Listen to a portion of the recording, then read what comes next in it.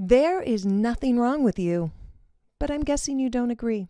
So I'm going to tell you a story of how you likely landed in this place of feeling just wrong, and then I'll suggest a roadmap for getting to a place of knowing that you are deeply okay. All right, when you were born, you were this amazing spark of energy. You came into life and you were just vibrant with life force, and you emanated that life force outwards because this is what you were designed to do.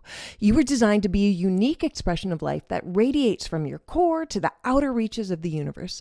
But you were born to humans, traumatized, pain-filled humans who had forgotten what it was like to be a pure, bright spark. And often it's mom, poor mom, not to blame her, but as she was our first relationship due to our being physically connected to her, it was often mom who started to feel really uncomfortable about your natural, instinctual, life-filled expressions coming right towards her. So she said, "No, you can't be that way." Well, the interesting thing about all life forms is that they have a very powerful, innate, self-protective mechanism designed to protect their vital life force and protest against anything that tries to subdue it.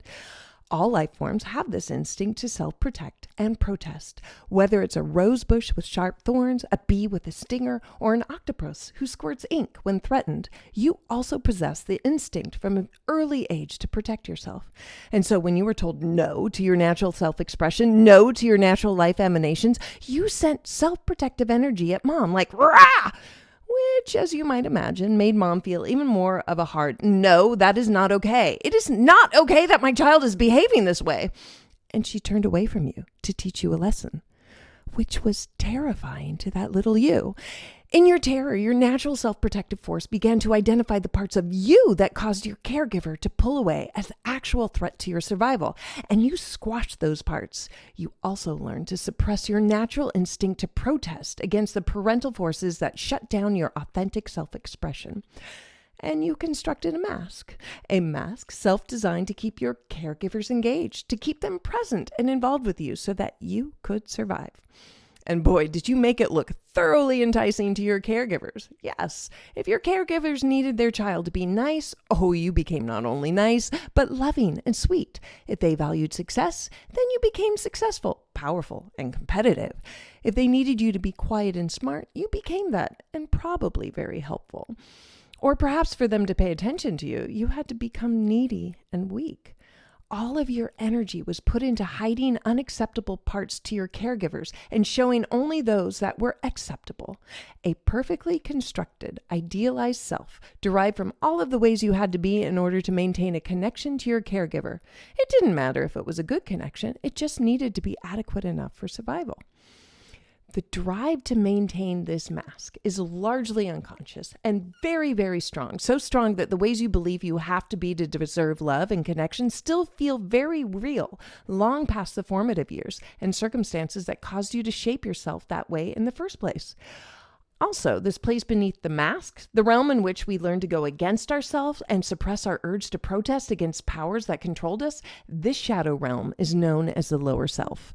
This is the part of your personality that actively engages in self-negating behavior and the squashing of all of the parts of yourself you believe to be unacceptable. It is also the place that harbors revenge and bitterness, hate, pride, all of those feelings kept in the shadows that we don't take responsibility for. For where we suppress our need to protest against forces that go against our natural expression, there will always be bitterness, rage, and a thirst for revenge. But because they are relegated to the shadow realm, we don't openly admit to the dark feelings here, and we certainly don't take responsibility for them when we send them out sideways at people.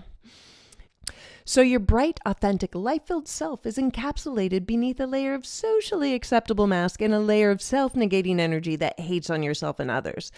But your authentic self is in there, so what do you do to find it again?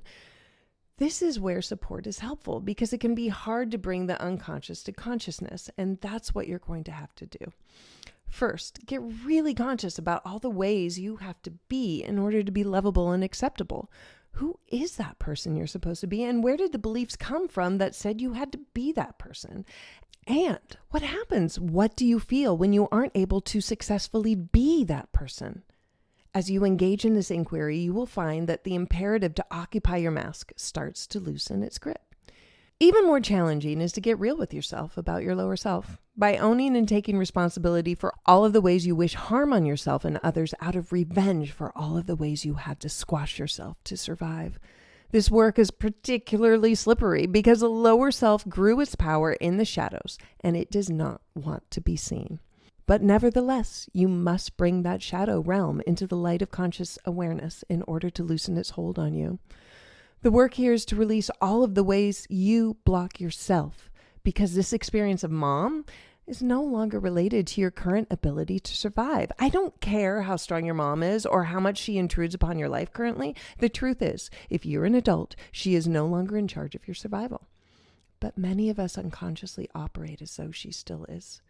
The more you challenge and release your mask, and the more you take responsibility for your lower self, the more you can align with your higher self and remember yourself as a divine child of life.